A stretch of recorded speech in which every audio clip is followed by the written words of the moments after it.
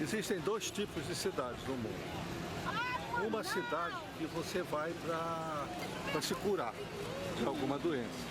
Então essas cidades que têm águas sulfurosas, que tem o ar da montanha, que cura a tuberculose e tal. E tem as cidades que você vai para contrair alguma coisa. E você acaba contraindo alguma coisa, que é o caso de Manaus. Essas são cidades muito divertidas. Manaus é uma cidade divertida.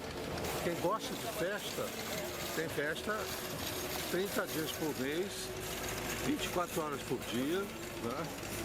E enquanto que essas festas, essas cidades, onde tem estações de água, são muito chatas, são chatíssimas, né? É uma das grandes forças de Manaus, uma das grandes virtudes, diria, é o fato de ter uma cidade em que você contrai alguma coisa. Nem que seja uma leve gonorreia, que já tem cura hoje e tal, mas aqui você sempre contrai alguma coisa. Pode contrair leseira também, que é altamente contagiosa, né, na cidade. Mas é o aspecto curioso da nossa cidade, dessa capital da Amazônia Ocidental. Para onde eu venho?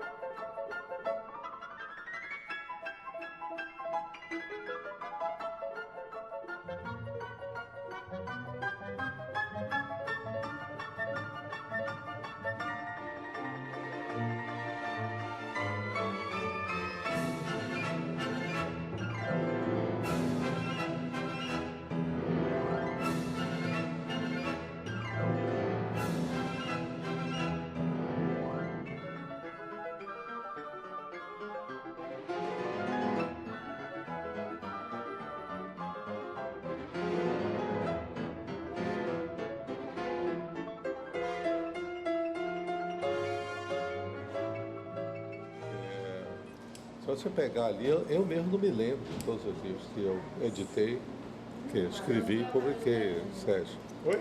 Me lembro de alguns. 80... O primeiro, que é o Mostrador de Sombras. Irmão, filha? Tem o... Depois do Mostrador de Sombras, o Galvez, Imperador do Acre, a Operação Silêncio. Aí tem o Médio Maria, o Brasileiro Voador, a Resistível Ascensão do Botucuxi. Tem o Fim do Terceiro Mundo. Tem a Tetralogia, que tem 3 volumes já publicados. Crônicas do Grão-Pará e Rio Negro. Enfim, são esses livros, né, que eu tenho. Fora algumas peças de teatro, que algumas não estão publicadas, as outras estão publicadas em 3 volumes, pela Marco Zero. E tem alguns dos romances publicados em 25 países e em 6 línguas europeias. Agora 7, que está traduzido em... Bom, não é Europa, é Turquia, não é Europa.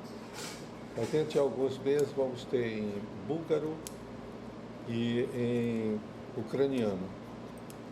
Acabei de assinar um contrato com a editora ucraniana para eles vão lançar o Galvez, Imperador do Acre. Basicamente é isso. Fora as colaborações de jornal, revista. Eu fui colunista da Folha de São Paulo durante muitos anos. Depois escrevi uma coluna na crítica todo domingo, chamada Capital do Mormaço. Capital do Mormaço. E agora não estou escrevendo mais em jornal.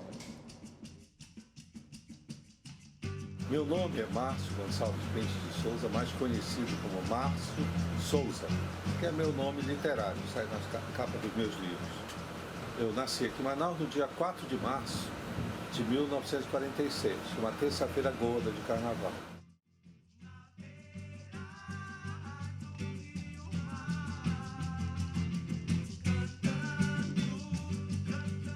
filho de pai e mãe judeus, e minha mãe judeus sefaraditas.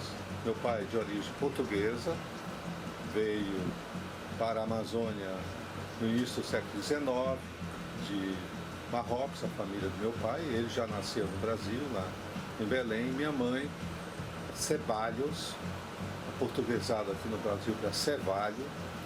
Eles fugiram da Espanha, foram para o Peru, e quando a Inquisição começou a apertar lá, eles foram entrando na Amazônia e chegaram até o município de Alvarães, que antigamente era parte de Tefé. Naquela época era uma coisa só, Espanha e Portugal, e não tiveram problema de fronteira, não tinha que mostrar passaporte, até porque não tinha controle de fronteira entre o Brasil e o Peru, provavelmente em meados do século XVII. Meu pai era operário gráfico e minha mãe do lar, até que durante a ditadura militar meu pai teve que fugir de Manaus com ameaça de prisão, provavelmente porque ele era um dos dirigentes sindicalistas importantes aqui. Minha mãe então era uma mulher muito ativa, mas era do lar, dona de casa. Com a fuga do meu pai, perseguido pela ditadura, ela puxou o seu lado lusitano, seu sangue lusitano, seu sangue judaico, e se tornou uma das mais importantes comerciantes aqui na área, com um salão de beleza. E com isso ela segurou a barra. Meu pai, fugido, não podia trabalhar, e eu já estava começando meus estudos em São Paulo quando isso aconteceu. Em 64, em 65 eu fui sair daqui.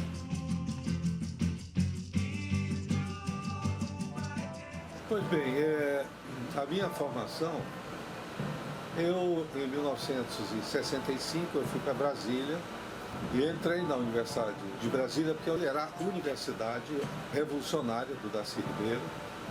Era uma das mais importantes universidades do mundo, despertava a atenção dos grandes centros culturais. Ela reuniu várias lentes nas ciências, nas artes. Era tão completa a universidade que tinha uma faculdade de teologia que oferecia as diversas vertentes da teologia. A teologia católica e cristã, a teologia da Reforma Protestante, tinha teologia das religiões asiáticas e tinha também teologia das etnias brasileiras. Foi uma das primeiras faculdades a ser fechada pelos militares. Eu fiquei poucos meses lá. Eu entrei, fiz uma prova de suficiência para ver se eu precisava de algum reforço. Porém, nós tínhamos aqui no Amazonas uma extraordinária educação. O sistema educacional daqui tinha sido implantado ainda no século XIX pelo imperador Dom Pedro II. Era um currículo muito completo de humanidades. Aliás, o curso que eu me formei no segundo grau era Humanidades. E esse curso tinha as matérias normais, português, geografia, história, mas tinha também música. Eu sei, por exemplo, solfejar e ler partitura, canto e piano. Se aprendia na escola isso. Tinha desenho artístico e geométrico, tinha trabalhos manuais, que você podia montar coisas e tal. O Colégio Dom Bosco, onde eu estudei, ele tinha uma sala de ciências, uma sala de geologia, eles tinham um cineclube, existia um grêmio e tinha educação religiosa. Tanto no colégio primário, onde eu fiz as primeiras letras, tal, no grupo escolar Princesa Isabel, também meu pai autorizou os professores se eu podia assistir o que eu quisesse.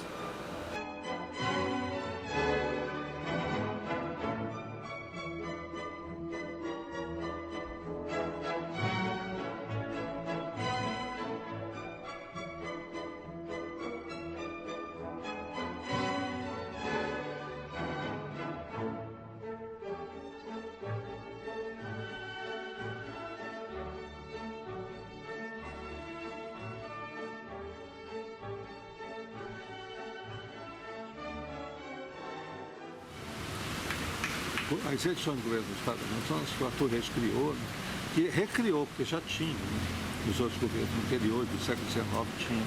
O governo editava, inclusive editou a obra restante do Terreiro Aranha, uma edição do governo do estado do Amazonas. Eu tenho essa primeira edição. Por sinal não é meu, é do Elson. Tem que devolver para ele. E aí, eu estava trabalhando de tudo, garçom, o que tivesse. Ela levantar dinheiro para ir embora para Brasília. Acabei indo para São Paulo. Um dia o doutor Djalma ficou sabendo que estava fazendo, ela me chamou e disse, mas isso não é trabalho para você. Vou ver o que eu faço. Aí fui em casa, ligaram lá, me chamando para o Palácio Rio Negro.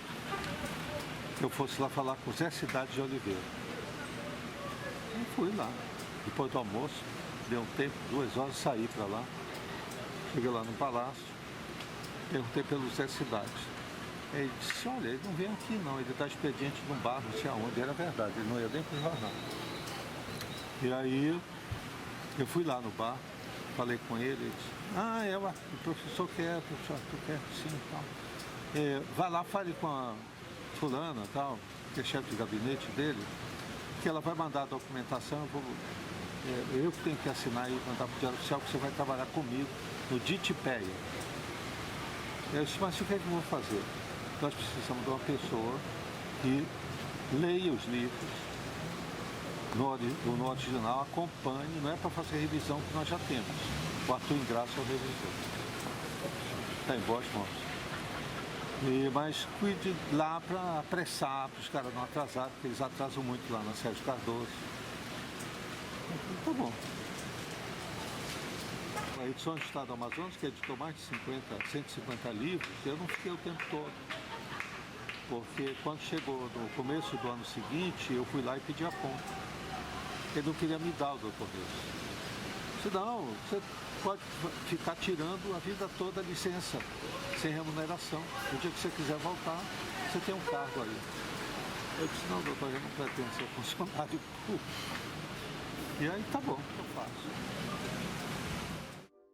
O Colégio Dom Bosco e o Colégio Estadual, Pedro II, aqui, eram colégios de primeira categoria. Tanto que eu fui embora, não pude completar o curso em Brasília, porque eu cheguei lá em junho de 65. Com 2 meses eles fecharam a universidade e demitiram todos os professores, 380 professores.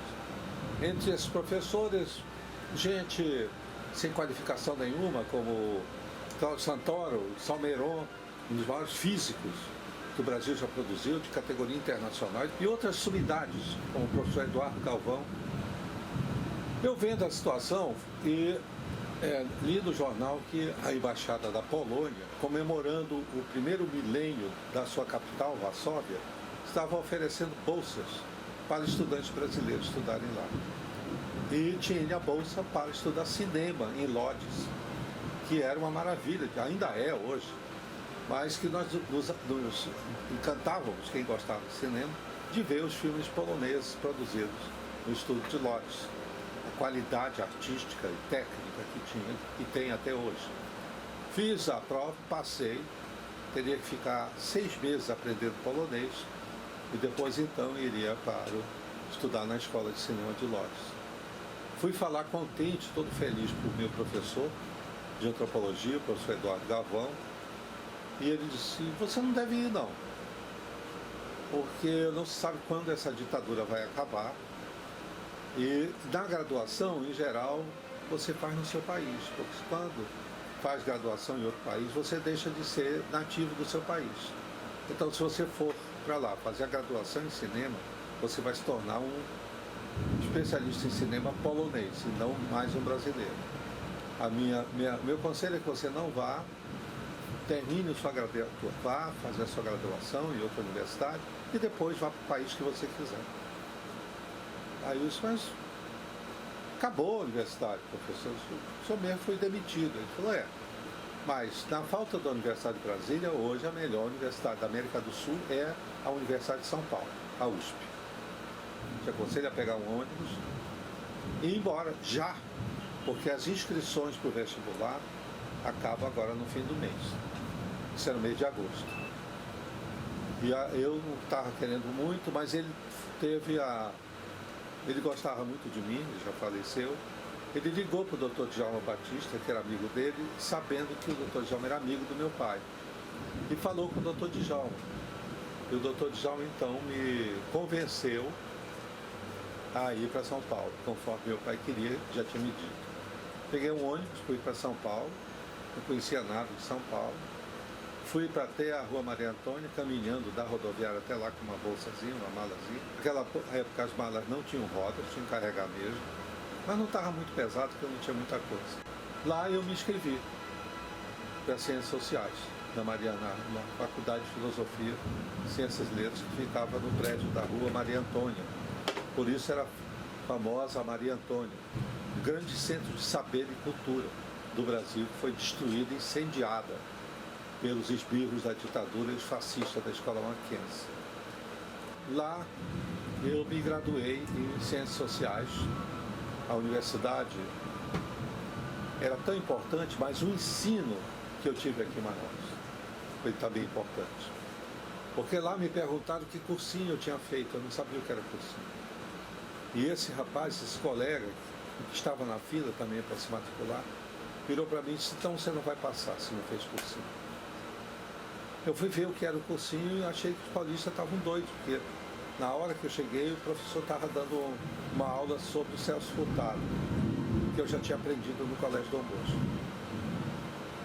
Eu disse: bom, eles estão repetindo o segundo grau aqui, o último ano, eu não vou, eu já fiz isso, então eu vou aproveitar de ver tudo quanto é teatro, cinema, museu, tudo que eu puder ver de São Paulo, porque se eu não passar, eu volto para Manaus, mas já ganhei. Se não, melhor ainda que eu vou ver tudo de novo. Muito bem, eu passei e os amazonenses não fizeram feio. A faculdade ela tinha 30 vagas para 1.800 candidatos. O meu colega, filho do Dr. Djalma, o Djalma Limões Batista, o cineasta, tirou em segundo lugar e eu tirei em sexto lugar. E foi a minha experiência de vida mais extraordinária dentro de uma faculdade. Ter o privilégio de ser aluno da Universidade de São Paulo. Então, a partir desse período, eu vivi 8 anos em São Paulo. Casei pela primeira vez com uma paulista, Ana Lúcia. Até que, como eu militava contra a ditadura, acabei preso várias vezes. A terceira vez, quando me soltaram, ia acontecer o meu julgamento no Tribunal Militar lá de São Paulo. E eu não tinha mais emprego, porque onde eu entrava o SNE lá mandaram me demitir. E aí meu pai disse: olha, vem para Manaus, que aqui pelo menos você não vai passar fome, porque tem comida aqui em casa. Com isso eu deixei São Paulo, fiquei 10 anos aqui em Manaus, e aqui eu me tornei escritor.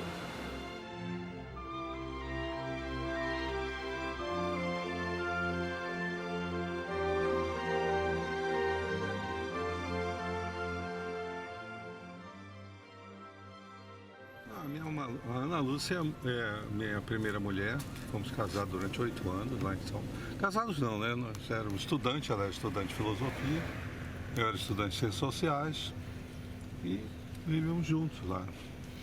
É engraçado que a mãe e o pai gostavam muito de mim, e a gente vivia lá, almoçava lá e tal, mas eu tinha uma casa na Praça Buenos Aires onde eu morava, e ela morava comigo lá. Depois, quando eu tive problemas políticos, eu tive que voltar para Manaus, ela não quis vir porque ela disse que não conseguia viver em cidade pequena. Aí acabou o casamento. Passado um tempo, isso foi em 72, eu estava aqui em Manaus, era o lançamento do filme que eu fiz, A Selva. Eu conheci a Ida, minha esposa atual, somos casados mesmo. E a Ida era jornalista, repórter da TV Educativa. Nos encontramos, vivemos juntos até 88, nos casamos em 88, o meu somos casados, pelo menos. E a Ida já tinha o Lauro, o filho dela. Eu considero meu filho também. O que me surpreende É que eu só fui perceber que elas são ladeiras quando eu completei 70 anos. Para mim era tudo retinho, sem problema de ladeira. Mas aqui tudo converge para Eduardo Ribeiro e essas ladeiras, por exemplo, eu não consigo mais subir de uma vez a Eduardo Ribeiro, que é outra ladeira. E é uma das provas que não existe planície amazônica. É tudo ladeira.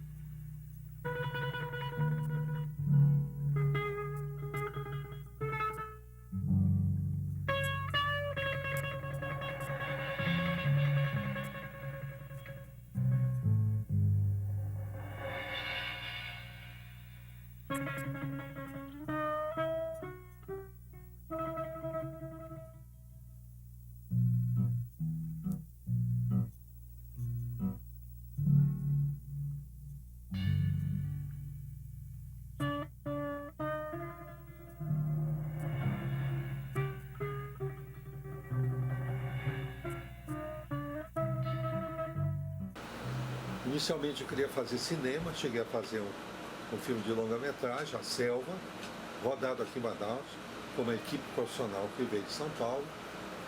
Em São Paulo, na produtora que fez A Selva, eu tinha sido contratado como roteirista, onde trabalhei 4 anos, até o Exército ir lá e mandar me demitir, que é a Servicine, a produtora, e eles produziram A Selva, como produziram diversos filmes importantes do cinema brasileiro. Mas eu percebi que o cinema, ele intensificava as crises que uma peça de teatro estendia por meses. Além do mais, o que eu gostava era de escrever o roteiro e não a complicação de uma produção. E, ao mesmo tempo, na Servicine, eu trabalhei como roteirista durante esses anos e provavelmente escrevi os piores filmes do cinema brasileiro, um cinema comercial, de caipiras, cangaceiros, etc. Mas que foi uma verdadeira escola de literatura. Ali eu aprendi que tem leitor, eu tenho que prestar contas com leitores, como produtor de cinema tem que prestar contas para os espectadores do cinema. O cinema paulista não era financiado pelo Estado. Na época já tinha Embrafilmes, mas ela só atendia os cariocas. São Paulo tinha que investir dinheiro mesmo. Os filmes que eu escrevi, um deles, Luar do Sertão, foi o segundo da bilheteria de 1977. Era um filme com Tonico e Tinoco, duas criaturas admiráveis, repleto de um elenco de atores populares de São Paulo, que ainda existia um tipo de teatro que lembrava a comédia dell'arte. Um desses atores, que tinha o nome artístico de Pirulito, ele era um palhaço magrinho e ator cômico.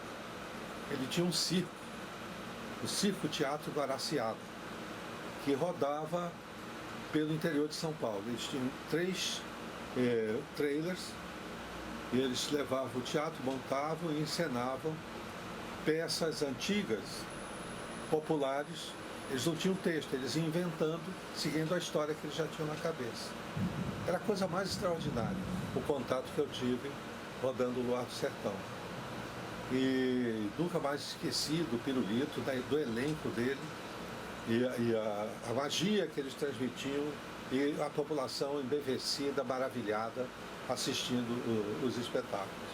Nunca vi mais, mesmo no teatro aí por fora, a comunhão dessa plateia popular com aquele teatro popular, pobre, miserável, de péssimo figurino, pobre, com efeitos especiais simplórios, mas que encantava e o público enxergava o que devia enxergar de maravilhoso ali. Isso foi uma grande lição que eu aprendi trabalhando em cinema em São Paulo.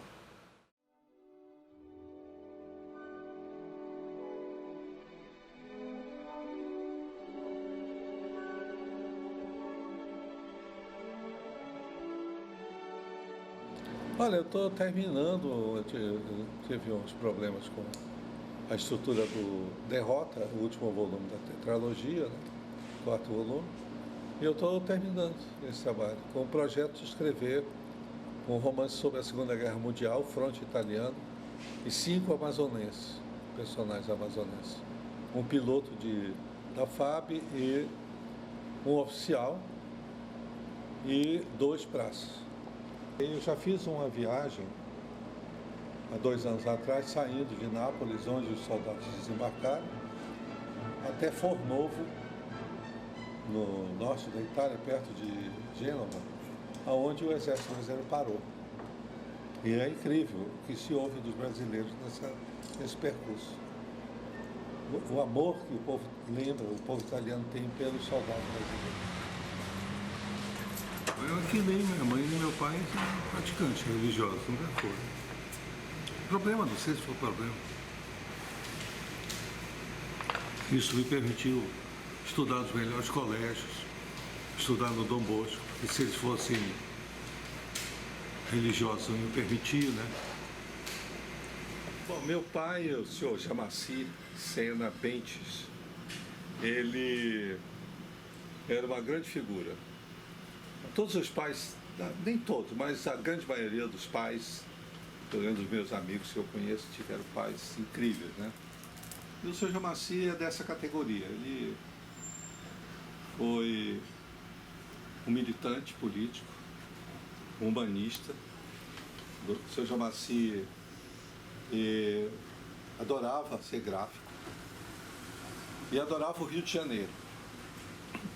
Ele foi embora para o Rio, ele tinha um irmão que morava no Rio, o irmão dele era sapateiro, o irmão mais velho. Eu tinha uma grande admiração por esse irmão, porque ele foi para o Rio e foi trabalhar numa fábrica de sapatos, na Zona Norte, no bairro de Guadalupe. Ele era tão destro no trabalho que ele fazia que acabou criando, ser um designer de sapatos. Ele fez vários sapatos para Carmen Miranda, reza a lenda da família. O meu pai foi para o Rio e morou na Lapa. Era a paixão dele, o Rio de Janeiro. Ele só não ficou lá porque veio a guerra. Meu avô, com medo que ele fosse convocado para ir embora para a Itália, foi buscar ele lá e trouxe para cá, onde ele tinha influência para evitar que o meu pai fosse convocado. Meu avô pegou, trouxe ele de navio, voltou para Manaus e aqui ele fez concurso para Receita Estadual. Ele era de concurso fiscal de renda do Estado. E ele trabalhando lá como fiscal, exercendo e tal. O que acontece? O equipamento do Diário Oficial dá um problema. Ele tinha um amigo que era revisor lá. E aí esse amigo falou para ele que tinha dado isso, e que eles estavam com a máquina parada e o Diário Oficial atrasado. Porque naquela época era um problema vir alguém do sul para cá. Né? Aí o papai, eu trabalhei em gráfica lá, então eu entendo um pouco, deixa eu olhar. Foi lá e resolveu o problema. A máquina passou a funcionar. E isso aconteceu várias vezes na vida dele. Ele, então, o governador da época, que era o governador Álvaro Maia, pediu que ele fosse administrar a gráfica do Diário Oficial, mas continuava como funcionário da Receita Estadual. Aí ele foi destacado para lá, e lá ele trabalhava durante a tarde e à noite no Jornal do Comércio. Depois ele trabalhou em todos os jornais que teve em Manaus como gráfico. Meu pai era militante, foi presidente dos gráficos, aqui do Sindicato dos Gráficos. Eu estudei do Colégio Dom Bosco os 7 anos, com bolsa do Sindicato dos Gráficos. Naquela época os sindicatos davam bolsa para os filhos dos operários. E o meu pai dirigiu várias greves aqui. Greve na minha casa não era nada heróico, né? Ou porque meu pai acabava preso, e porque ele ficava preso e não tinha, a coisa ficava ruim em casa, né? Enquanto meu avô estava vivo ainda, ele quebrava o galho, mandava a feira para minha mãe, etc., morava pertinho. E depois que ele faleceu, meu pai aí já ficou com mais dificuldade, porque minhas tias não tinham essa. E eu acabei militando por causa dele. E ele dizia sempre, não, veja bem, eu não quero comunismo, eu quero uma sociedade justa, porque a minha missão aqui é melhorar esse mundo para quando o Messias vier, no tempo do Messias, ele já não tem muito trabalho para trazer justiça. Alguns outros judeus já ajudaram ele. Ele dizia isso de brincadeira, né? Mas é verdade.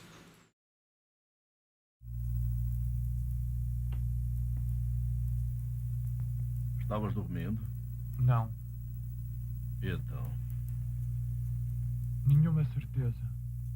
O Agapito prometeu-me. Disse que não ia esquecer. Só promessas. Os empregos cada vez mais difíceis. Não sei onde vamos parar. A borracha cada vez cai de preço. Se não quiseres, paciência. Onde come um, comem dois. Mas o que é? Voltando aqui para Manaus, eu fiz a selva. Depois que montei, voltei para Manaus.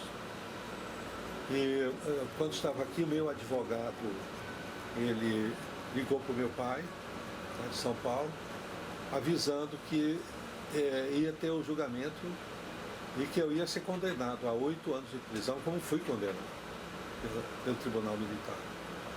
Mas o meu pai, muito experiente, disse, você vai sair do Brasil.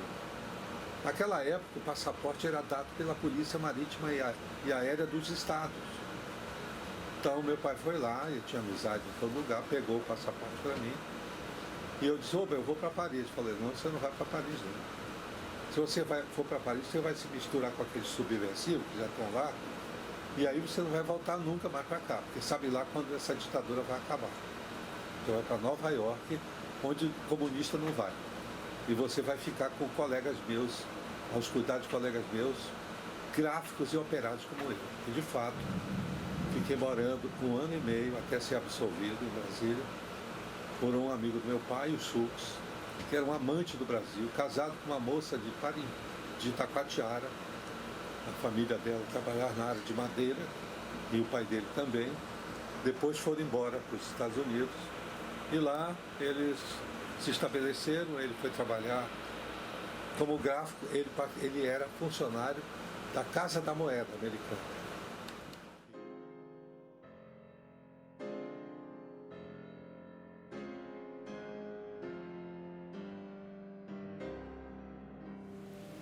Bom, minha mãe era uma típica mãe judia, né? Os filhos eram os melhores que podia existir. Né? As mães judias são famosas, né? Ela era daquele tipo, come senão eu me mato.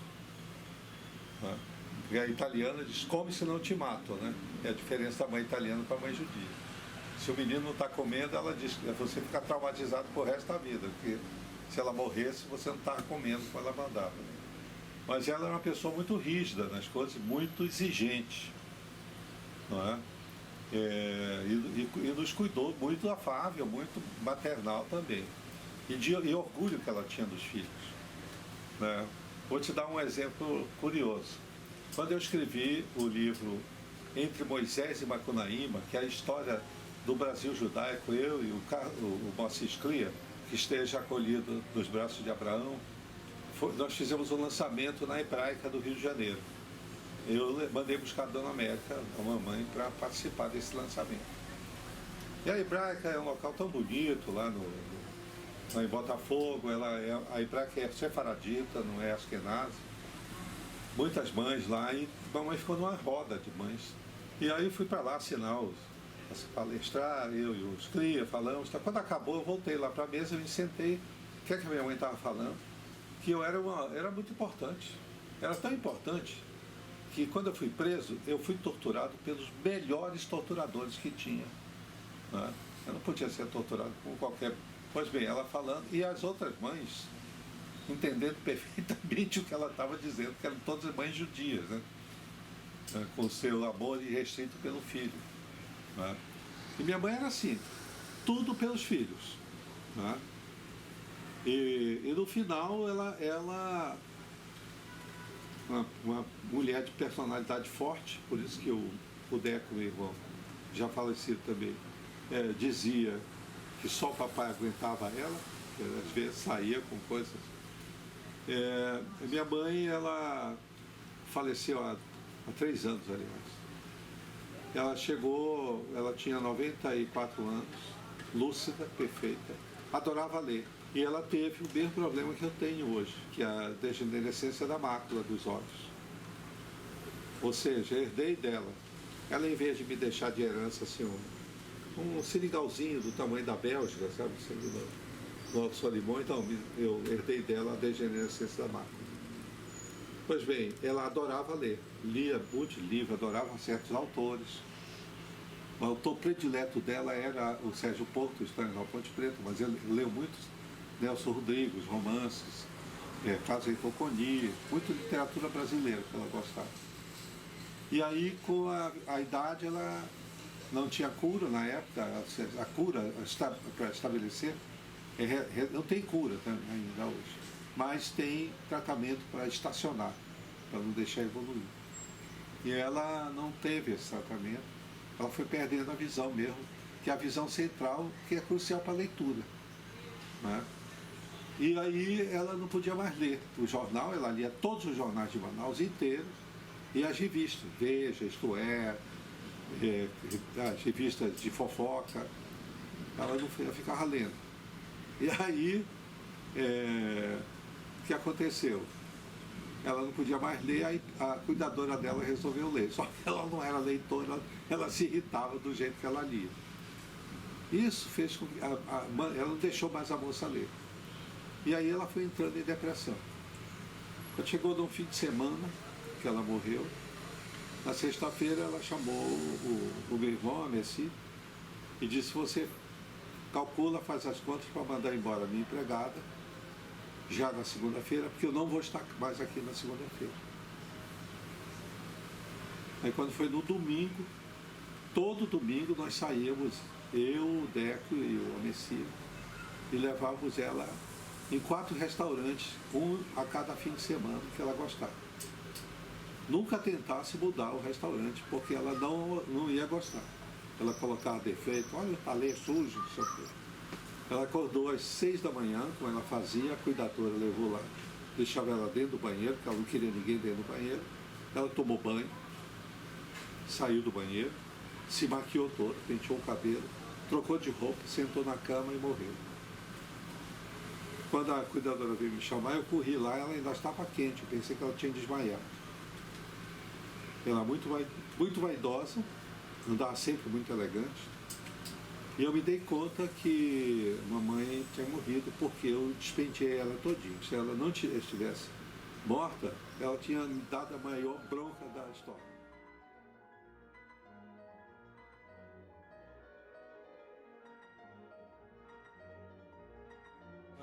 Meus irmãos, éramos 3, sempre muito unidos, sempre fomos. Uma coisa da família mesmo. Embora cada um tenha feito a sua vida. O Deoclésio foi o primeiro, furou a fila, o direito era meu de ir primeiro, como o mais velho, ele era do meio. Mas infelizmente o Deoclésio sofreu um câncer muito difícil de curar, que é um tipo de leucemia não Hodgkin. A médica aqui, ele elogiou muito o Hospital do Câncer, que ele se tratou 5 anos lá. Chegou a dar alta e voltou. Houve uma remissão. A médica disse que só tinha um tratamento, que era aquele que ela estava aplicando. Quando ele voltou lá com a metástase, a volta da doença, ela insistiu nisso. Eu não achei estranho só ter um procedimento. Eu tenho aqui, entre minha biblioteca, um manual de doenças publicado pela Clínica Maio, que é um hospital importante lá nos Estados Unidos. É claro que ele ensina como curar o câncer. É para teu filho engolir um botão, como proceder para essas coisas. Está com febre, quais são os sintomas, coisa doméstica. Mas tem um glossário no final e sites sobre essas doenças mais graves, que você se informa. E aí eu procurei pelo nome da doença, nome científico, e indicou que tinha 6 procedimentos diferentes. Quem tratava disso era minha sobrinha, filha do meu irmão. Ela era muito ciosa de fazer isso e tal, não me metia. Eu morria de vontade, não me metia e tal. Mas eu liguei para ela foi lá, ela é procuradora do estado, então a médica ouviu, né? E aí ela falou, ela disse, é verdade, mas eu só conheço esse e um outro, mas não sou eu que faria, teria que mudar de médico. Nesse momento, um médico amigo meu, o Jefferson Gesini, me disse que tinha uma nova terapia francesa que estava entrando no Brasil e estava dando resultados de curas assim, impressionantes. Me deu o nome do remédio, do laboratório, mas tinha que ser, era 300 mil reais a terapia completa. Nós não tínhamos esse dinheiro. Eu não tinha, o Deco não tinha, o Alessi não tinha. Então, ficamos sem saber o que fazer. Teve uma solenidade na academia, na hora do café lá atrás, Robério Braga, que gostava muito do Deco, tinha feito várias coisas quando ele era do sindicato, tá? Me perguntou como estava o estado de saúde dele, eu contei. E aí ele disse, você tem o nome aí do remédio? Eu não tenho, mas eu te telefono amanhã. Aí deu o nome do remédio, o Robério estudou, foi procurar e tal, e comprou 2 doses e mandou. Não foi preciso fazer licitação porque tinha um representante aqui e era vendedor único e tal, enfim, era remédio.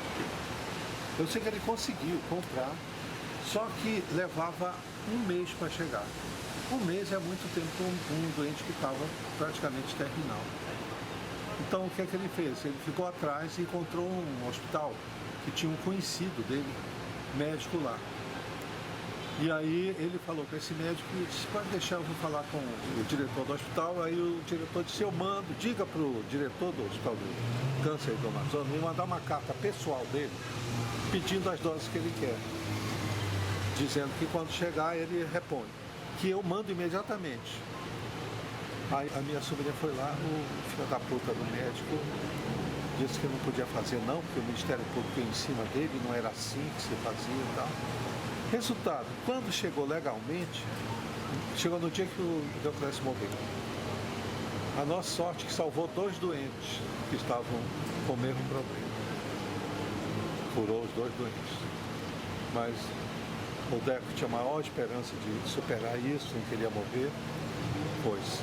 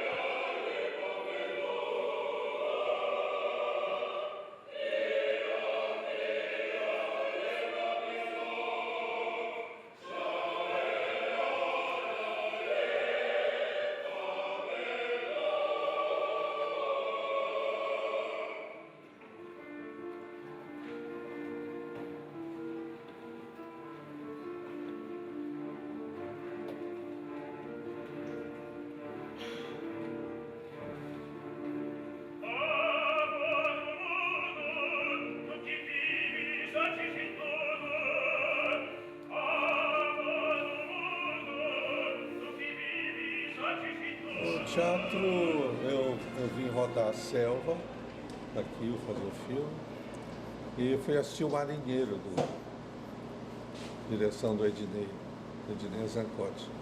E nesse momento assisti também o Funeral do Grande Porto, O diretor e fundador, junto com o Aldísio Filgueiras, o Nelson Menão, está indo embora de Manaus. Justamente por isso o Ednei estava dirigindo o espetáculo que ia estrear logo a seguir, que era a peça O Marinheiro, do Fernando Pessoa. E eu fui convidado pelo Stanley, que era o produtor e era ator também, para dirigir um musical chamado Espinhos do Coração, que teria o elenco dos atores, atrizes e o grupo Agente, que era uma banda de música popular brasileira animada pelo Aldísio. E então esse foi o meu início. E foi um grande sucesso.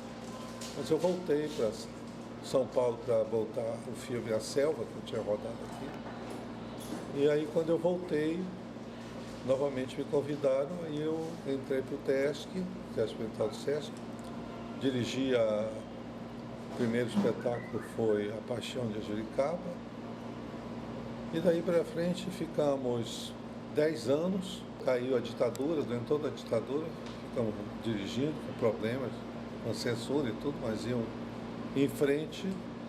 Quando veio a redemocratização, entrou na direção do Sesc, um empresário mais à direita do que os próprios militares, e ele acabou com o grupo. Aí eu fui embora de Manaus, morei 25 anos no Rio de Janeiro, saí do Rio, fui para os Estados Unidos, algumas vezes fui para os Estados Unidos, morando no Rio. No começo do século XXI, o meu amigo Roberto Tados, que era o presidente da Federação do Comércio aqui no Amazonas, me convidou para voltar, recriar o TESC. E aí voltei, eu dei aula em Austin, no Texas, durante um ano. Quando acabou meu curso, não assinei outro contrato e voltei para cá para atender o convite do meu amigo. Durou 10 anos, exatamente, em 2013 a crise econômica abateu o grupo, não tinha mais dinheiro, a arrecadação caindo violentamente aqui do Sesc, do FEComércio. E agora estou aqui na eleição, o Arthur Vigílio Neto, que é também meu amigo de infância, me convidou para... Ele queria que eu fosse ser o secretário de Cultura, mas eu não aceitei não tenho mais paciência. Mas aceitei dirigir o conselho. Aí o conselho é muito mais leve, mas consegui pôr em prática algumas coisas que estavam lá há muitos anos.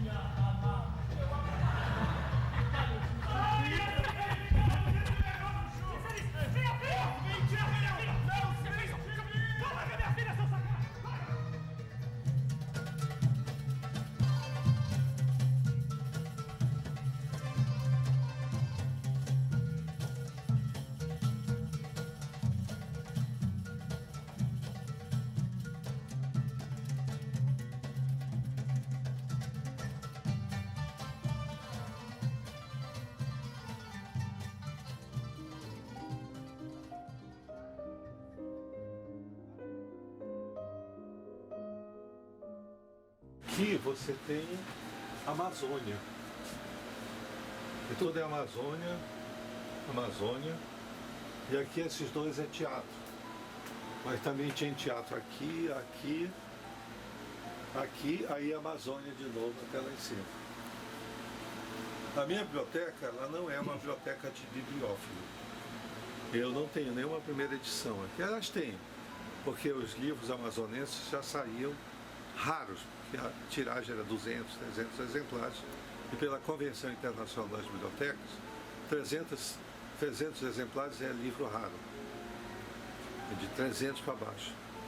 Aqui é um livro de pesquisador e leitor, ou seja, são livros que me interessaram, que me permitiram escrever a expressão amazonense, a história da Amazônia, São livros que têm diversas línguas. Sobre a Amazônia tem português, espanhol, inglês, francês, italiano e alemão. Esse dorso amarelo são reedições feitas pelo Senado Federal. Também aqui são livros raríssimos sobre a Amazônia, mas aqui já está numa edição atual, moderna, na atual ortografia. E ao mesmo tempo tem coisa que acabou de sair nos Estados Unidos, como esse sobre a cultura das comunidades tradicionais da Amazônia. E esse aqui que é o estudo mais brilhante sobre a cabanagem, até hoje já escrito.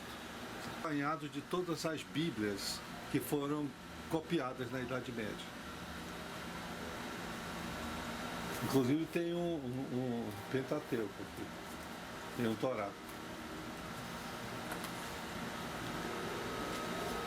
E aonde está, né, com os livros da Idade Média. Eu sou maluco por livro, né? Olha, esse aqui também. Manuscritos notáveis.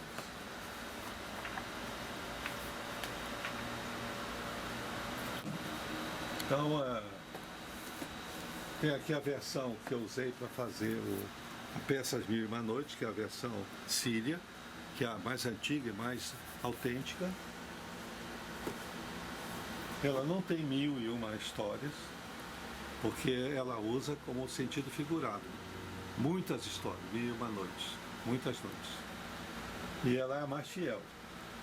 Ela não tem Simbal, Marujo, não tem Aladim, a Lâmpada Maravilhosa, que foi escrito pelo francês, que traduziu a primeira tradução para o francês, no século XVIII. Ficou tão encantado que ele escreveu, traduziu para o árabe e anexou na coleção. E também os egípcios e os hindus incluíram Simbal, Marujo, o ciclo, que é um romance separado da literatura árabe. Então os sírios são os mais autênticos. Foi a primeira edição. Isso aqui, na edição que o Napoleão roubou do Pachá egípcio, está lá na Biblioteca Nacional, eu fui ver, e eles foram muito gentis e me mostraram. Belíssimas. Ele é um rolo, né? Ele fica dentro de um material que vai girando as páginas. Os dois repositórios do rolo, 2 cilindros grandes de metal, cravejado de pedras preciosas. Então quando vira a manivela, cai direitinho numa página, tudo em árabe. E mostraram também para mim lá na Biblioteca Nacional de Paris um catálogo que dizia o que tinha na versão síria. E portanto aquela era a mais autêntica, porque tinha tudo que estava no catálogo persa do século X, um século depois da compilação ter sido feita. Se foi pela Sherazade ou não, não importa, mas Sherazade é a nossa madrinha. Até porque ela teve o crítico mais feroz que tem. Se ele não gostasse, ela ia ser morta. Aliás, a literatura seria muito melhor se a gente tivesse críticos assim. Você tem cada colega meu que merecia a morte mesmo. Né? Quando eu era adolescente, em Manaus é uma cidade muito isolada e tal, tinha 2 maneiras, na minha geração, minhas colegas, de escapar. Era a literatura e o cinema. E eu li sempre de uma maneira muito organizada. Li muita coisa de literatura brasileira, do Dom Bosco. Meu professor era uma pessoa que gostava de ler, ela empolgava a gente. Li muita coisa do Machado de Assis, Eça de Queiroz, Euclides da Cunha, Joaquim Manuel de Macedo, várias coisas da literatura brasileira. E depois eu fui caminhando assim, lendo por ordem, às vezes de país. Começava a ler a literatura inglesa. Aí lia lia o Sr. Pickwick, Grandes Esperanças, e ia lendo esses personagens. Depois lia literatura americana, Henry James, Edgar Allan Poe, Herman Melville, Catherine Porter, João dos Passos. A gente lia. Por quê? Porque a biblioteca pública aqui tinha esses livros todos. Não existia a venda. Alguns a gente comprou. Por exemplo, quando saiu Lolita, a gente acompanhava pelos jornais, a gente lia jornais de fora. Correio da Manhã, a gente lia aqui. E aí saía, acabou de sair o Correio da Manhã, anunciava o Vladimir Nabokov, escândalo e tal. Aí nós pedimos para o seu Carlos da livraria acadêmica mandar buscar. E com a gente ele vendia uns 15 exemplares.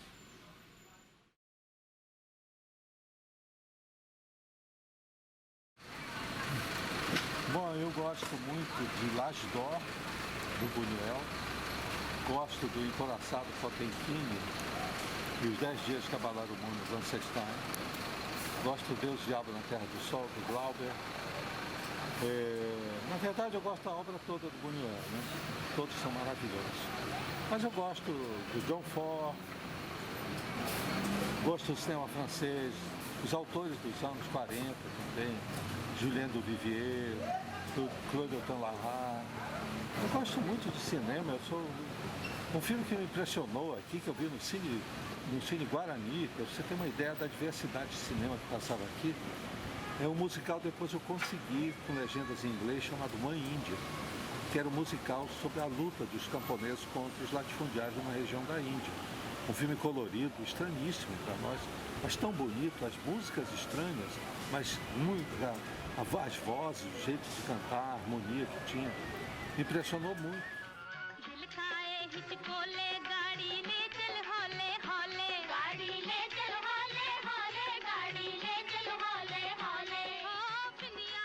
Aqui você podia, tinha até filme americano programado aqui, mas você podia ir ao cinema, tinha um filme polonês, tinha um filme tcheco, um filme japonês, um filme chinês, muito filme mexicano aqui, que você via, do Cine Avenida, especialmente, que distribuía até o Mex aqui. E tudo isso, no caso do Cine Avenida, com os comentários da dona Yaya, amiga do nosso querido Ednei.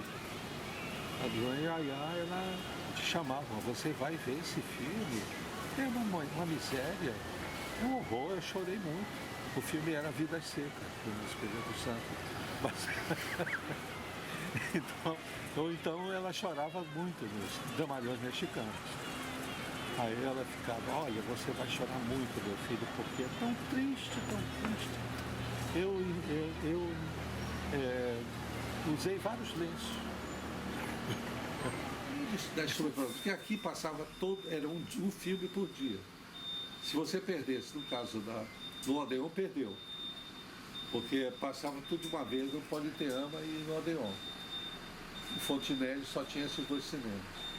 Já a Bernardino tinha mais cinema.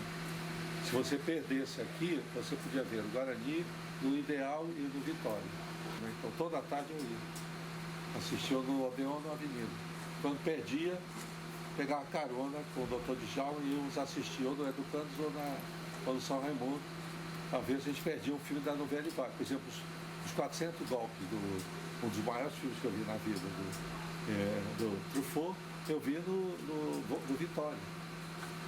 Tinha uma projeção muito boa e tinha público. E tinha crítica de cinema. Eu fui crítico de cinema do Trabalhista e depois do jornal com carteira assinada.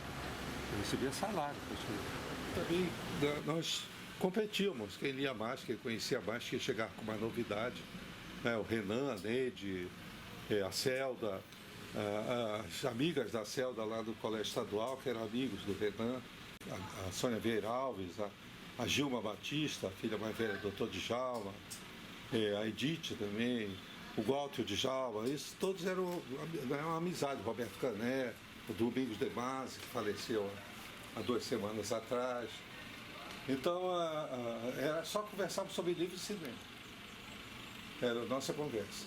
E a leitura, por exemplo, eu estava te falando do Kafka. Lemos tudo que saiu no Brasil na época, traduzido do francês pelo um tradutor chamado Torriere Guimarães. Depois é que saiu uma edição traduzida direto do alemão, que eu não li, Mas dizia que tinha algumas coisas lá, mas eu não vou muito nessas preciosidades. E acabei de ler a biografia do Kafka ali, que eu comprei em 3 volumes. São muito importantes. Continuo lendo muito, né? Sempre estou lendo 2 ou 3 livros ao mesmo tempo, há muito tempo. Atualmente leio muito pouca ficção. Leio muito mais teoria, livros teóricos, do que ficção, que eu acho, em geral, muito ruim o que se escreve hoje. A literatura brasileira, então, acho que os últimos são os escritores da minha geração.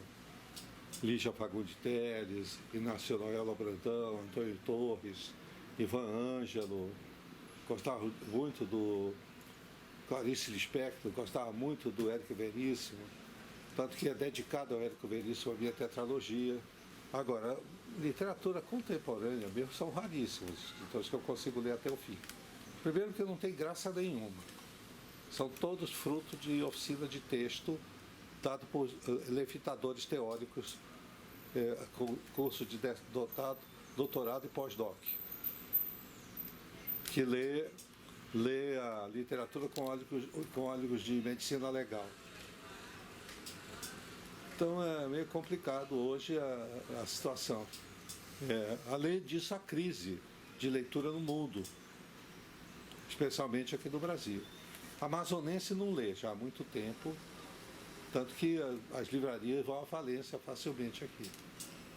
Tinha 4 livrarias lá, o Henrique Martins não tem mais nenhuma.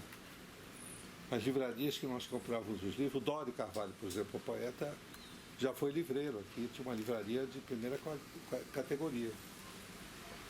Mas não suportou. Aliás, nem jornais e revistas estrangeiras chega mais aqui.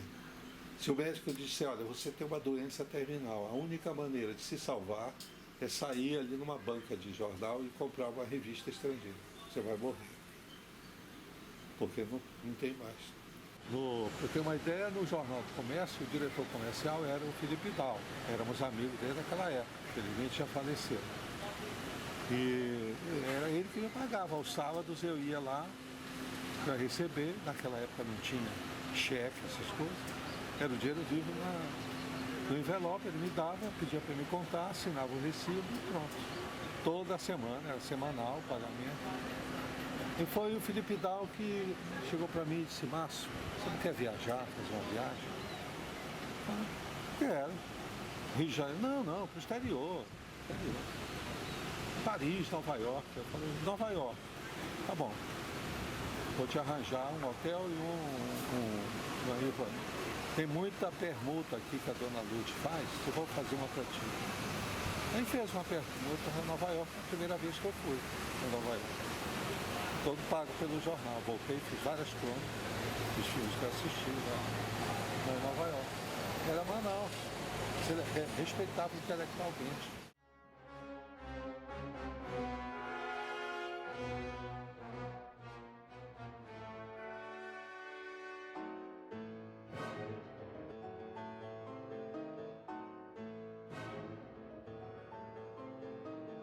Lá em Fornovo, é uma cidadezinha. Eu ia parar lá, olhar e ia embora para Gênova para almoçar. Fiquei tão encantado com a cidade que me dei conta, eram 3 horas da tarde. Aí eu disse, vou almoçar logo aqui. Será que eu encontro alguma coisa aberta aqui? Na pracinha lá da igreja tinha uma cantina. Essas cantinas italianas, sabe? Agora eu vou interromper porque é um momento perigoso, viu?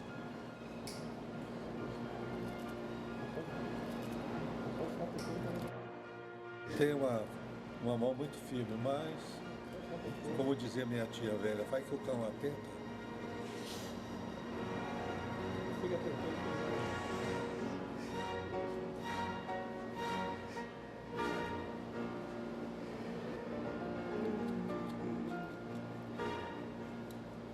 Mas o interessante é que era uma cantina com as toalhinhas vermelhas de quadrinho, quadriculado, vermelho e branco. E eu me sentei lá e fiquei olhando, né? Não era muito grande. E eu vi tinha um balcão no fundo da cidade, com muitas fotos de soldados. E aí eu vi que a maioria tinha cobra fumando no braço. cheguei mais perto. Aí era foto só de soldado brasileiro. O rapaz que estava lá tomando conta me perguntou: o senhor é brasileiro? Eu falei: sou. Olha, brasileiro aqui não paga. O senhor pode comer o que quiser aqui, não vai pagar um centavo. Porque vocês nos libertaram. Eu falei: mas não foi só o exército brasileiro. Também aqui tinha os ingleses, o exército francês com os marroquinos, o Brasil, mas vocês eram diferentes. O meu avô contou que todos davam chocolate, as coisas para o povo aqui. Mas os brasileiros dividiam a comida que eles recebiam. Se não tivesse tido os brasileiros, muitos teriam morrido de fome aqui. Por isso, brasileiro não paga comida aqui. Eu me desmontei totalmente quando eu vi isso. Eu falei: eu tenho que contar essa história para os brasileiros.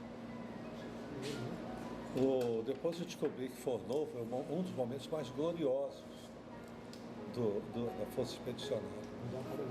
Foi.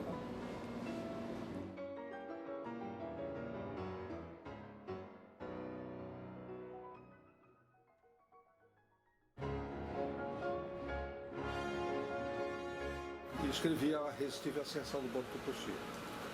Quando esse livro saiu, eu fui muito ameaçado aqui. Ameaçado, barra pesada mesmo, ameaçado de morte.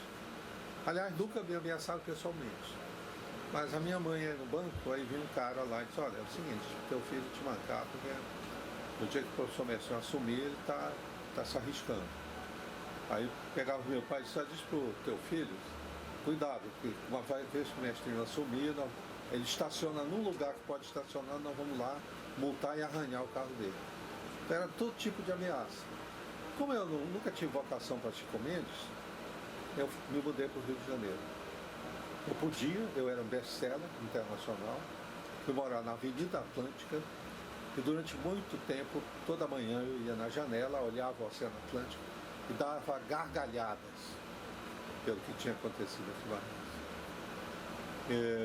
Morei 22 anos no Rio de Janeiro, no Leme, e lá no Rio eu escrevi o resto da minha obra e fui presidente da Funarte e antes diretor da Biblioteca Nacional do Rio de Janeiro. Duas experiências extraordinárias que eu tive. E depois voltei para cá, para Manaus. No começo, lá foi 2002, o Tados me convidou para refazer o teste, que eu aceitei. Porém, eu vim aqui passar alguns dias e tinha um contrato para ficar um ano no Texas, em Austin, dando aula lá. Eu já tinha dado aula antes nos Estados Unidos, eu fui professor adjunto em Berkeley, na Califórnia, fui professor em Dartmouth, fui professor na Universidade da Califórnia em Los Angeles, fui professor na Universidade da Califórnia em Davis e palestrante em muitas universidades, lá nos Estados Unidos, na Europa, em vários países. E fui dar aula em Austin, até para desencarnar daqui, porque o PT tinha assumido o governo e pôs um sujeito lá na Funarte que ficou catando para provar que eu era ladrão e corrupto. Bom, eu não comprei nenhum apartamento na Vieira Solto, como esse meu sucessor comprou, sendo um figurante da Globo. Mas ele deve ter ganho na loteria, né? Eu saiba, não ganhou, mas não sei. Quem sabe foi no jogo do bicho. O corrupto, mas o corrupto era eu. Nunca encontrou nada. Tive 2 processos que ele me denunciava ao Tribunal de Contas da União, que chegaram à conclusão que eu não tinha razão. E aí eu resolvi ir embora do Brasil, para não ter mais que ouvir essas coisas. Aí eu fui para os Estados Unidos, fiquei um ano lá no Texas. Pois bem, então eu dei aula e voltei para cá, retomei com o TESC, o Teatro Experimental do SESC, e trabalhei no TESC até 2 anos atrás, quando a crise abateu o grupo. O grupo estava também precisando de uma série de mudanças, não foi possível implementar o que nós tínhamos em mente. O SESC teve que optar ou a arte e cultura, ou sobreviver, escolher educação e saúde, quem vai discutir. E o grupo encerrou. Eu me dediquei apenas a escrever até quando o Arthur Vigílio me convidou para dirigir o Conselho Estadual de Cultura. Eu sempre tive muita sorte para conhecer pessoas assim importantes para a minha vida, pelo menos. Lá em São Paulo, quando eu comecei na faculdade, a minha classe, ela tinha pessoas de fora de São Paulo, só eu e um outro colega que era pernambucano. Mas esse eu perdi de vista. Mas na minha classe tinha a Vânia Santana, que era a esposa do Gianfrancesco Guarnieri, atriz, estava trabalhando em cena na época que eu conheci ela, no Arena contra Zumbi, era uma das atrizes, e mais alguns atores do Arena, como Isaías Almada, vários outros, eram 4, contando com a esposa do Guarnieri. E tinha a Maria Isabel de Lisandra, que era uma atriz muito conhecida, já jovem ainda, estava começando. Através desses colegas de sala, eu acabei me tornando íntimo do Teatro de Arena. Acabei ficando amigo do Guarnieri até o fim da vida dele, do Boal. Mesmo no exílio, a gente sempre se cruzava. O Boal, ele no Teatro Oprimido de Paris, ele montou uma versão francesa da Paixão de Juricaba. Sempre tive muitos contatos. E a seguir também acabei me enfronhando através da Ítala Nandi do Fernando Peixoto no Teatro Oficina. Então eu frequentava ensaios, o Rei da Vela eu vi não sei quantas vezes como convidado e mantive um intenso conhecimento da classe teatral como frequentador. Era amigo do Jô Soares, sou amigo até hoje do Jô Soares. Fui amigo do Ademar Guerra, um dos grandes diretores. O Abujanra, finado Abujanra, tinha amizade por ele, assistia os espetáculos. E a nova geração, o Jefferson Del Rios, o Timoshenko Web, o Plínio Marcos, o Antônio Bivar. Eu lidava com esse pessoal todo ali. E também estudava, né? Não era só boemia, bar e todo. Nós tínhamos, frequentava 2 locais, não toda noite, mas quando eu tinha mais dinheiro, que era o Riviera, um bar que fica ainda está lá, em frente ao Belas Artes, na esquina da Avenida Ipiranga com a Consolação. Ali se reuniam meus colegas da faculdade, Ciências Sociais e os professores também. Então também me turmava muito com eles ali, né? Com o Vefor, com o Florestão, o Otaviani, a professora Maria Alice Forac, o Célia, enfim. Então a gente convivia assim, à noite ia para lá, às vezes ficava conversando até às 3 da manhã, especialmente no final de semana. Então eu fiz além dos meus colegas, estudei, hoje são pessoas importantes na sociedade paulista e brasileira, o convívio que eu tive, né? Aqui também deixei muitos amigos, né? Amigos que se tornaram importantes, amigos também que têm uma vida bacana, tudo, né? Então é uma coisa que um presente que a vida me permitiu ter e conservar até hoje, essas amizades. Alguns já se foram, já partiram, outros estão aí, exercendo, trabalhando. Um dos amigos melhores que eu tinha, mais próximo, né, era o Ademar Guerra, um grande diretor de teatro, que se dava a pachorra de vir, quando eu estava trabalhando no TESC, na primeira fase, 3 dias antes da estreia ele vinha para cá, assistia os ensaios, discutia comigo, conversava com ele, apontava problemas. Ele só exigia uma coisa, que a gente pagasse um hotel para ele e a mãe dele, que era professora, que ele gostava de viajar com a mãe.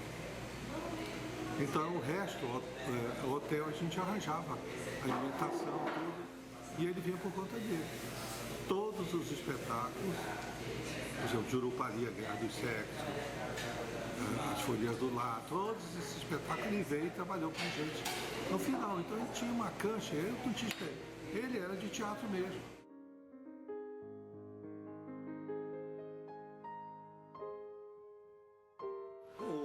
O conselho que eu estou trabalhando agora, ele, ao contrário do que era antes, que era quem indicasse, ele agora é eleito.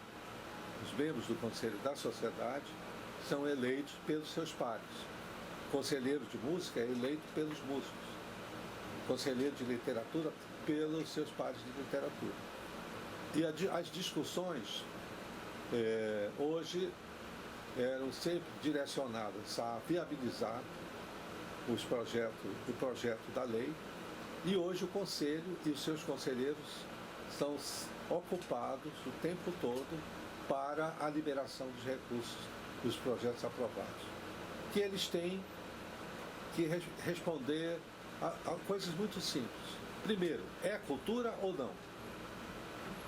Porque a lei é de incentivo à cultura e não à educação, que até tem mais dinheiro que a cultura. Então, se for coisa de escola, não é aqui, vai apresentar na Secretaria de Educação do município. Agora, se for cultura, esse projeto é acatado, é uma lei muito amigável, que as leis de incentivo que existem, elas são leis que elas são concedidas a partir de editais. E o edital é muito duro, a legislação. Se você erra ou esquece de pôr um papelzinho, você está eliminado independente da qualidade. Já a lei de incentivo, o que vale primeiro é a qualidade. É importante, é qualidade, é cultura. Ah, mas ele esqueceu o certificado o atestado de óbito do bisavô dele. Aí nós vamos chamar o artista, escuta, você esqueceu, vá procurar na sua família a certidão de falecimento do seu bisavô. Então, a lei ela tem um lado amigável, que só passa a ser julgado mesmo quando o artista atende todos os... Ou seja, ele só vai perder se for analfabeto, não conseguir preencher com erro de português, porque uma lei de incentivo à cultura, o cara não pode agredir o Camões, não pode agredir o Machado de Assis. Né?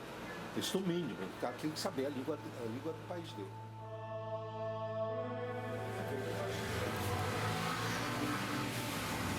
Fonte constante do estudante.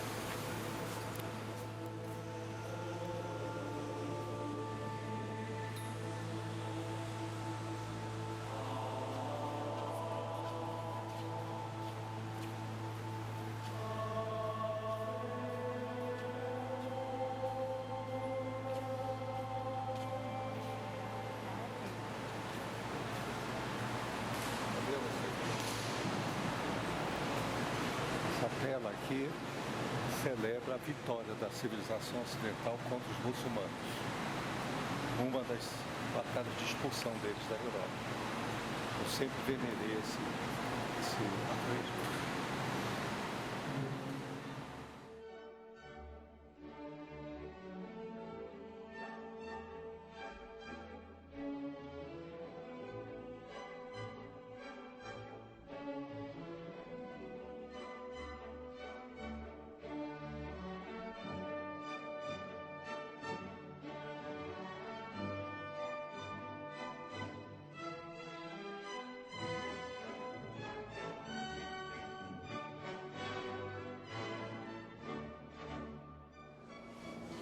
Fornovo, Sérgio, foi onde se dispersou a linha Siegfried, que era a linha de defesa da península da bota italiana do exército nazista.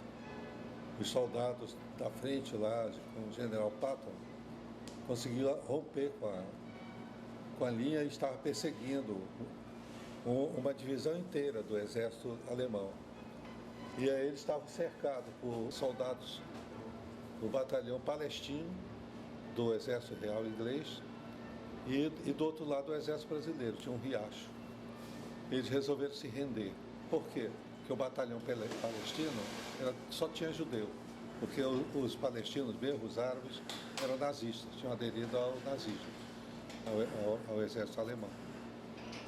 E aí, para não se entregarem para judeus, eles atravessaram o rio e se renderam.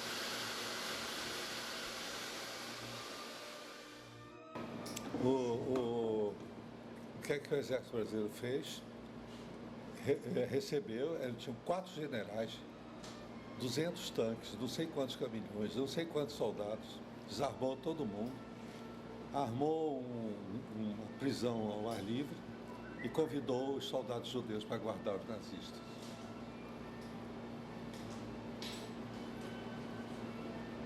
Depois, eles foram deslocados para a fronteira da Itália com a Romênia. Lá era um dos pontos que vinham os refugiados, os sobreviventes do Holocausto, a caminho de Israel. Só que os ingleses faziam eles voltar.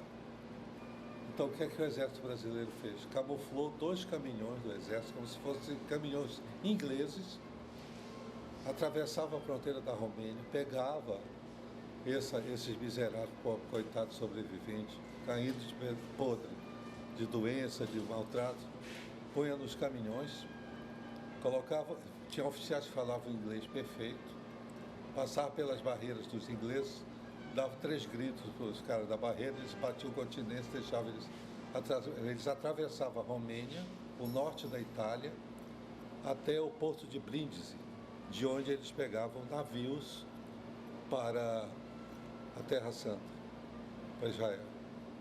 Mas é isso, aqui as coisas ficaram tão bárbaras e o povo é tão pobre, tão miserável, tão abandonado, que ele não tem ideia dos seus direitos. Tá? Se eles soubessem, os médicos não faziam isso que faz com o povo. Os políticos não faziam isso.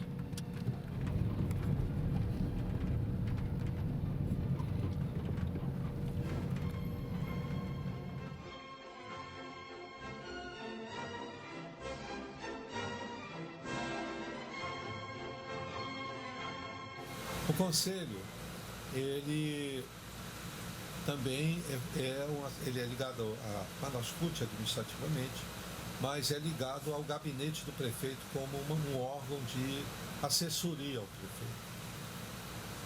O Conselho dá pareceres sobre leis ligadas à cultura propostas na Câmara dos Vereadores.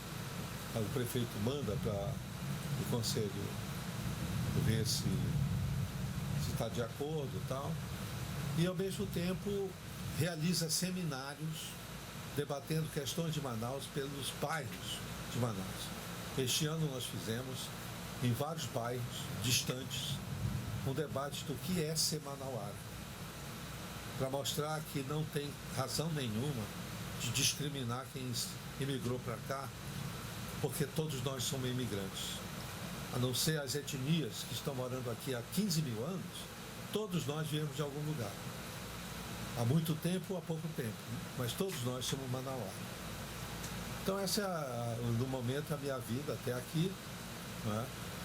E eu gosto muito de Manaus, mas gosto muito do Rio de Janeiro.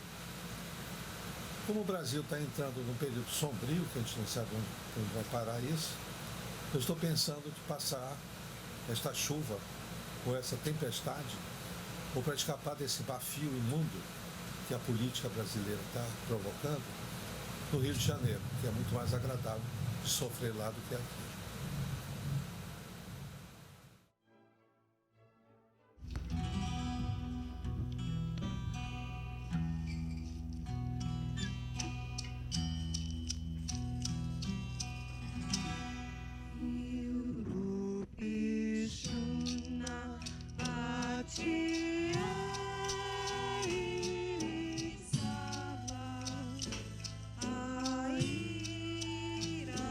Tu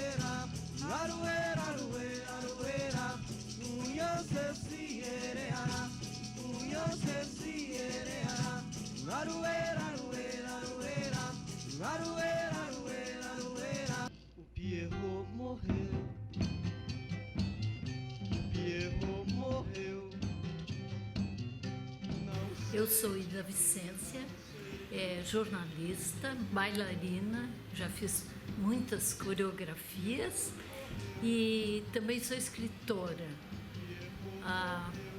Eu sou esposa do Márcio Souza, escritor que eu admiro muito. Eu gostaria de contar para vocês como eu conheci o Márcio. Na ocasião que eu cheguei em Manaus, ele tinha acabado de fazer o filme A Selva. E eu fui trabalhar na TV Educativa do Amazonas e me pediram para fazer uma entrevista com ele. Eu fui designada pelo diretor, que era o Ernesto Renan de Freitas Pinto. E foi uma entrevista que eu fiquei admirando completamente aquele, digamos assim, naquele momento ele era um diretor de cinema. Mas essa não era, talvez, a verdadeira vocação do Márcio, porque depois ele se revelou como um escritor maravilhoso, como Galvez, imperador do Acre, e aí começou a nossa história que não acabou até hoje, tem mais de 40 anos. Morei durante 4 anos em Manaus com ele. Aí nós andamos muito pelo mundo também, viajamos muito. E ele morou uma temporada muito grande no Rio de Janeiro comigo. Eu sou gaúcha, sou de Santana do Livramento, criada em Porto Alegre e fui aparecer aqui em Manaus. Vim visitar e acabei com esta ligação de vida com ele, né? Aí nós viajamos muito pelo mundo, estivemos em vários países e depois ficamos no Rio de Janeiro, como eu estava contando, e ele teve funções ótimas lá em relação à cultura, que é uma pessoa profundamente ligada em cultura. E, bom, isso vocês devem saber, ele foi presidente da Funarte, foi diretor do Instituto Nacional do Livro, na Biblioteca Nacional. E foram anos muito ricos de nossas vidas. Esse desenho de um afeto recíproco é simplesmente um mistério. Ninguém consegue entender como é que duas pessoas que nunca se viram, não se criaram juntas, não sabem nada um do outro, se encontram e parece que viveram a vida toda juntos. Então, eu lá do extremo do Brasil, ele aqui na Amazônia, nos vimos e pronto. Continuou uma conversa que misteriosamente já tinha começado em algum lugar e que eu não sei, não consigo abrir esse mistério para as pessoas. E se conseguisse, eu tinha descoberto a fórmula do amor. Mas foi o que aconteceu. Nós nos vimos e começamos a nos querer bem, a nos amar, inclusive arrebatadamente, de a gente se sentir só quando estava longe, que isso é uma coisa muito bonita entre um homem e uma mulher, ou um amigo, uma amiga, sentir a presença do outro sempre com a gente. Isso é muito interessante também. Então eu tive que passar algum tempo longe no Rio, porque eu tinha o meu trabalho lá, estava desenvolvendo a minha tese de doutorado, e ele aqui fazendo o trabalho dele, que é belíssimo, né? Sempre voltado à cultura, sempre interessado de uma maneira obsessiva no bem-estar das pessoas. Ele vai, agora que ele está no Centro do Cultural, do Conselho de Cultura da Prefeitura do Amazonas, ele está presidindo, ele vai para os bairros de periferia, eles organizam congressos, demonstrações, peças de teatro, E ele tem o maior prazer em fazer isso e contar para as pessoas o que ele está fazendo. E isso só faz aumentar essa reciprocidade que nós temos, porque eu também sou uma apaixonada pela arte e a gente convive com esse acúmulo de emoções, não é? Que é o grande mistério do encontro.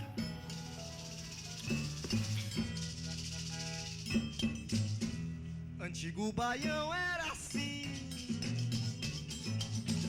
no tempo do velho era assim, passado perfeito era assim, era pedir ao pai da moça pra poder A cidade dançar. ela foi vítima da Zona Franca, viu? Porque os empresários que vieram para cá, eles vieram para ganhar dinheiro, não para tomar conta da cidade. Isso teria que ser a administração pública, e nós não tivemos. Ai, ai, ai, ai, passado presente tem medo, passado presente tem mais, mas agora o pai da moça não se pede mais, agora o pai da moça não se pede mais. A maioria dos prefeitos que passaram por aqui não sabiam o que era uma cidade. Então a cidade sofreu com isso. Tá? Como é que você pode abandonar isso aqui? Como é que você... Ali a igreja de São Sebastião é uma obra de arte. Você viu a infiltração que tem lá, destruindo aquele painel lá. Baião era assim, no tempo do velho era assim, passado perfeito era assim, era pedir ao pai da moça pra poder dançar, pedir ao pai da moça pra se namorar, pedir ao pai da moça pra poder beijar, pedir ao pai da moça pra poder casar. Ai, ai, ai, ai. Ai, ai, ai, ai, ai, ai, ai, ai, ai, ai, ai, passado, presente tem medo, presente e passado tem mais, mas agora o pai da moça não se pede mais, agora o pai da moça não se pede mais, agora o pai da moça não se pede mais, agora o pai da moça não se pede mais.